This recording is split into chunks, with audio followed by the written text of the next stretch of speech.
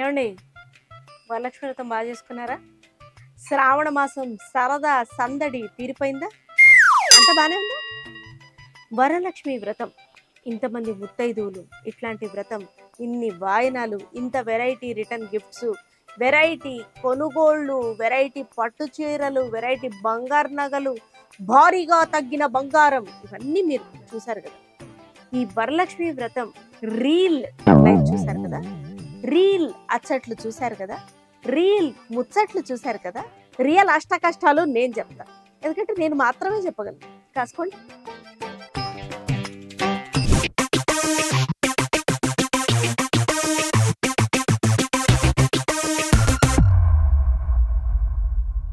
నాకు ఒకటి అర్థం కాదు, బాగా రీసెర్చ్ చేసిన తర్వాత వరలక్ష్మి వ్రతం రోజు పిల్లలకి ఎందుకు హాలిడే ఇస్తారండి? ఆ రోజు ఇన్ని వాయనాలను ఉంటుంది, ఇంత పని ఉంటుంది, కలసం పెట్టుకొని పూజ చేయాలి అంటే బాబ్బా వరలక్ష్మీదేవి కర్మ, ముక్కోటి దేవతలు ఒక్కొక్కరుగా కనిపిస్తుంటారు.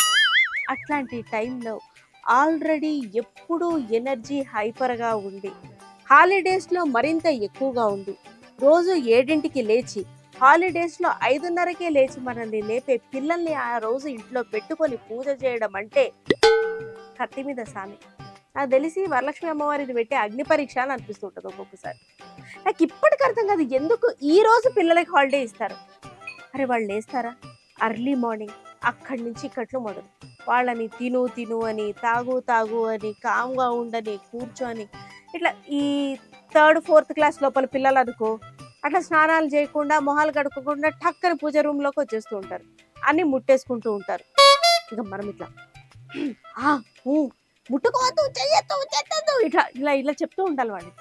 అయినా కూడా వచ్చేస్తూ ఉంటారు, మళ్ళీ ముట్టేసుకుంటూ ఉంటారు, మళ్ళీ మనం వద్దని వారించి చేసుకుంటూ ఉండాలి పని.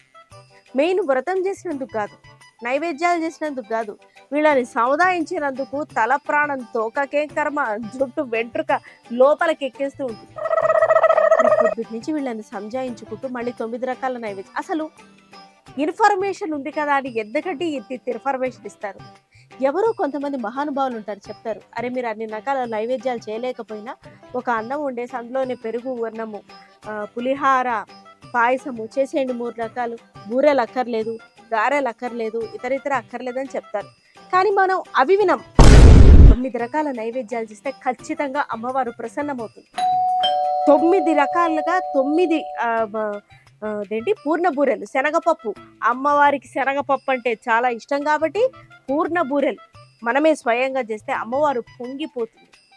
పూర్ణ బూరెలు గనక నూనెలో వేసి చిట్లినాయో నూనె పొంగుతుంది, మళ్ళీ అదొక వ్యవహారం, ఇంట్లో వాళ్ళు వేస్ట్ అవుతుందని తిట్టడం. అసలు నిజంగా అమ్మవారి దయ అనుగ్రహం ఉంటేనే పూర్ణ బూరెలు కూడా వేయచ్చేమో అనిపిస్తుంటుంది నాకు. అది సెట్ అయి మాడకుండా, లోపల బూరెం చిట్లిపోకుండా బయటికి రావాలంటే మొత్తం సైన్స్ ల్యాబ్లో చేసినటువంటి పరిశోధనలు చేసి, పిండి నానబెట్టిన దగ్గర నుంచి ఉడికించేంత వరకు, పిండి కలుపుకున్న దగ్గర నుంచి, శనగపప్పుని బాగా ఇట్లా పప్పు గుత్తితో వేసి మ్యాష్ చేసుకునేంత వరకు, నూనెలో వేయించేంత వరకు అన్నీ కూడా చాలా జాగ్రత్తగా చేయాలి. ఇంత డిస్ట్రాక్షన్ మధ్యలో ఇంత జాగ్రత్త ఎట్లా పాసిబుల్ అవుతుంది? అక్కడికే ప్రాణాలు పైకే పోతాయి.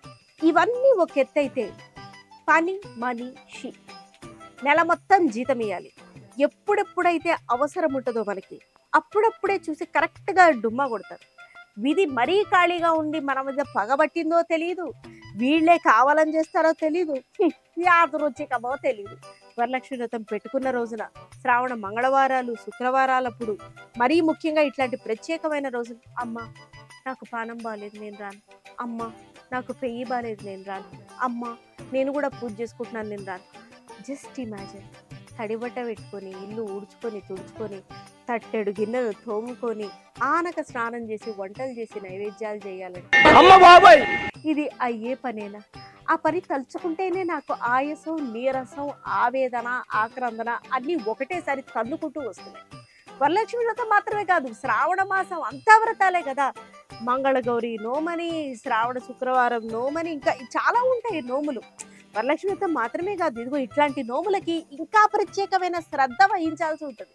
అంటే ఇన్ని వాయనాలు, ఇన్ని రకాల వాయనాలు, ఇంతమందికి ఇన్నేళ్ళు ఇచ్చి, అమ్మ ఈ వ్రతాలు ఇవన్నీ మగవాళ్ళకి ఎందుకమ్మా నువ్వు పెట్టలేదు?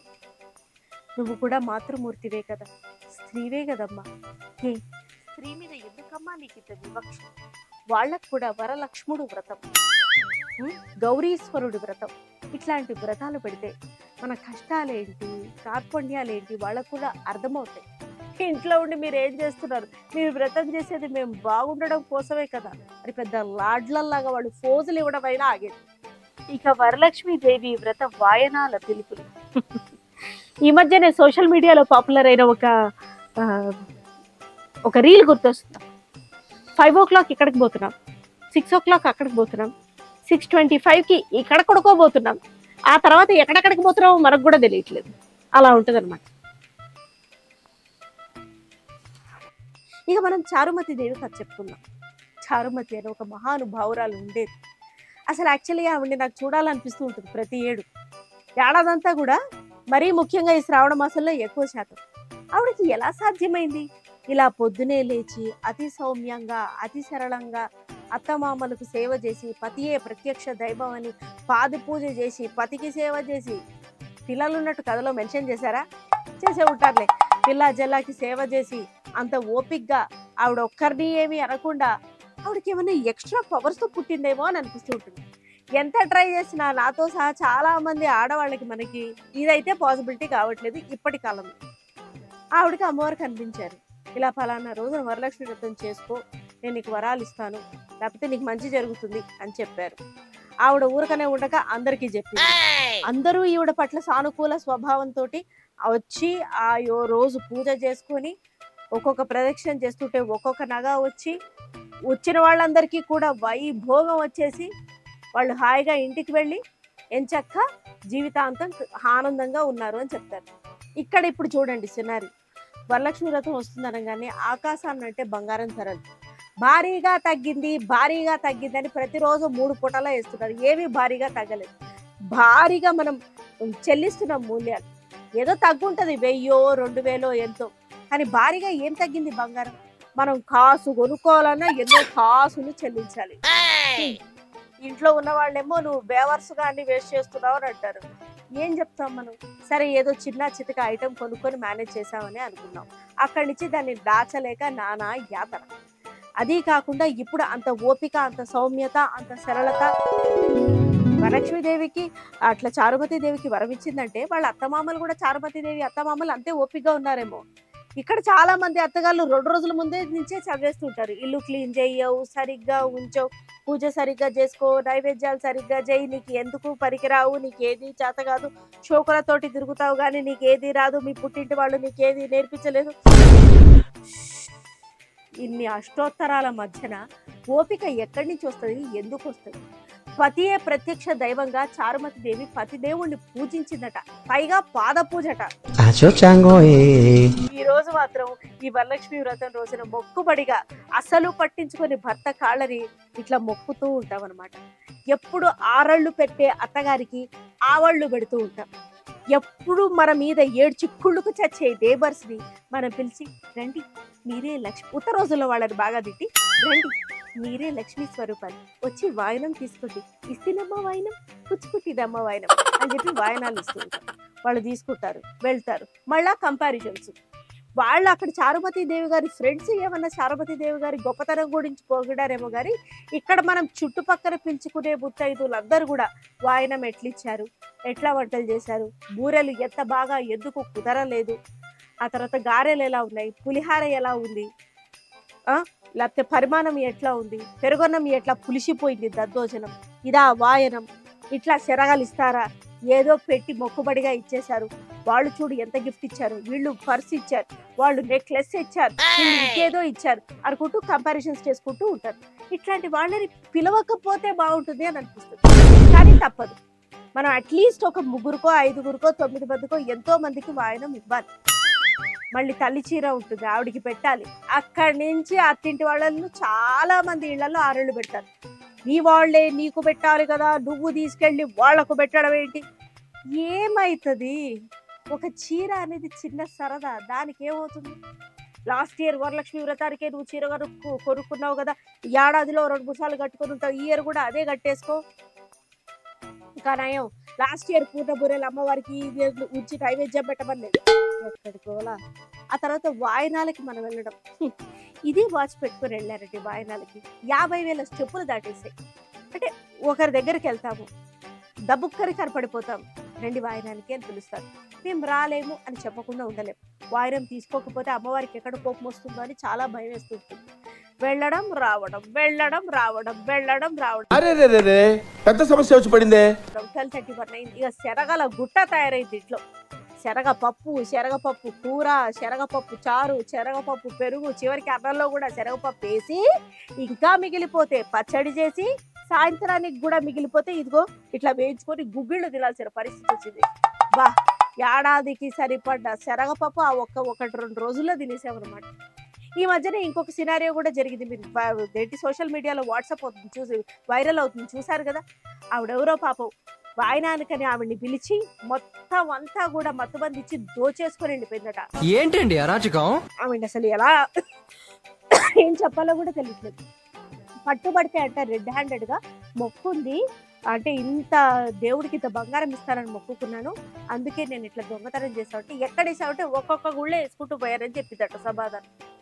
అంటే నేను ఇది హాస్యంగా చెప్పట్లేదండి. దేవుడిని, దైవత్వాన్ని, నమ్మకాల్ని, బంగారం అంటే మనందరికీ ఒక ఎమోషన్. అందుకే దాని వాల్యూ ఎంత పెరిగినా మనం కొంటాం. ఎందుకంటే మనం కొనే ప్రతిదానికి ఒక ఒకేషన్ ఉంటుంది. ఒక పెళ్ళో, పేరెంటమో, యానివర్సరీయో, ఫంక్షనో, హైకో, ఆ పుట్టింటి వాళ్ళు ఇచ్చిన డబ్బులో, అత్తింటి వాళ్ళు ఇచ్చిన డబ్బులో, పుసుక్కన బై మిస్టేక్ బర్త్ ఇచ్చిన డబ్బులో, ఇవేమో ఉంటాయి బంగారం కొనుక్కోవడానికి మూల కారణాలు. లేకపోతే కిట్టి పాడగా వచ్చిన డబ్బులో ఏదో ఎమోషన్, అది తీసేసుకుంటే అంతంతా ఎట్లా? అసలు నేరాలు చేయడానికి కూడా సర్లే, నిజంగానే పాప భీతి ఉన్నవాడు, కన్సర్న్ ఉన్నవాడు ఇంత ఇంత దౌర్భాగ్యమైన నేరాలు ఎందుకు చేస్తారు? ఇట్లాంటి టైంలో వరలక్ష్మి మాత ఏం చేస్తుంటుందో నాకు తెలియదు. ఇకపోతే వరలక్ష్మి దేవి వ్రతం రోజున ఆ సీజన్ అంతా కూడా విపరీతంగా పెరిగిపోయే పళ్ళ ఖర్చు, తమలపాకుల ఖర్చు, పూల ఖర్చు, మామిడి తోరాల ఖర్చు, బంతి పూల దండ ఖర్చు, ఖర్చు ఖర్చు ఖర్చు. నిజంగా మన ఆర్భాటంగా పెళ్లి చేసుకున్న వారు కూడా గొప్పవారు ఇంతటి ఖర్చులు భరించలేరేమో అనిపిస్తుంది నాకు నిజంగా. అరే రే రే, రేపు వరలక్ష్మి వ్రతం అంటే ఇవాళ పూల ఖర్చులేంటి, బంతి పూల దండ ఖర్చులేంటి, 500, 600. చెటాకమ్మ అంటే కూడా రాదమ్మా. వాళ్ళకి అప్పుడు ఎలా ఉంటుందండి, నువ్వు కాపు తూ నహితో ఆర్ సహి అనే సామెత మీద ఆధారపడి ఉంటుంది అనమాట మొత్తం అంతా. ఆ సామాను కొనాలంటే విమానం మోతే, అసలు మామూలు మోతగా ఆ సామాను కొనుక్కొని ఇంత ఖర్చులు భరిస్తూ, అయ్యో చెయ్యకపోతే అమ్మవారు ఈ మాత్రం ప్రశాంతత కూడా ఉంచదేమో అని చేసుకుంటూ ఆ వరలక్ష్మీదేవి పూజని ముందుకెళ్తూ ఉన్నాం. ఈసారైతే ఇలా గడిచింది. అసలు నిజంగా మన ఫేవరెట్ స్టార్స్ వాళ్ళంతా అంత చక్కగా, అంత పొందిగ్గా, అంత ఒద్దిగ్గా ఈ పూజలని ఇంత భారీ స్టైల్లో చేసి అంతంతమంది ముత్తైదువులని పిలిచి పొద్దున నవ్వడం మొదలు పెడితే మధ్యరాత్రి వరకు నవ్వుకుంటూ వాయనాలు ఇచ్చి వాళ్ళకి భోజనాలు పెట్టి ఎక్కడి నుంచి ఇంత కోపిక వస్తుందో నాకు తెలియదు. ఈసారైతే కాళ్ళ నరాలు ఇంకొంచెం ఉంటే బయటకు వచ్చేసేవి, అంత స్ట్రెయిన్ అయిపోయింది వరలక్ష్మి వ్రతం అని.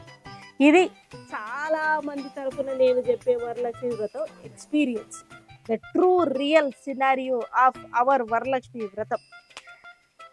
మరి మీకు గనక ఈ ఉపోద్ఘాతం నచ్చితే లైక్ చేయండి, షేర్ చేయండి, ఛానల్కి సబ్స్క్రైబ్ కూడా చేసుకోండి. Thank you so much. ఇది మన వరలక్ష్మి వ్రతం రియల్ సినారియో. చాలా మంది ఫేస్ చేసే చెప్పుకోలేని ప్రాబ్లమ్స్ని నేను వాళ్ళ తరఫున ముందుకు వచ్చి చెప్పారనమాట. బాగుంది, చాలా బాగుంది. మీరు కనుక నిజంగానే ఇది కూడా బాగుంది అనిపిస్తే వీడియో లైక్ చేయండి, షేర్ చేయండి, సబ్స్క్రైబ్ చేయండి. మీ ఎక్స్పీరియన్సెస్ని ఒక 2-3 సెంటెన్సెస్లో కామెంట్స్ రూపంలో తెలియచేయండి. వరలక్ష్మి వ్రతానికి సంబంధించి, శ్రావణ మాసానికి సంబంధించి. ఆడే జెండా ఆగస్టు 15 మనం పొగుడ్తాము, జెండా వందనం చేస్తాము. త్యాగాలు చేసిన త్యాగమూర్తుల గురించి, స్వాతంత్ర భారతదేశానికి గురించి, స్వతంత్ర భారతం యొక్క స్థితిగతుల గురించి చాలా గొప్పగా, సగర్వంగా, సవినయంగా చెప్పుకుంటాం. ఆ తర్వాత జెండా వందనం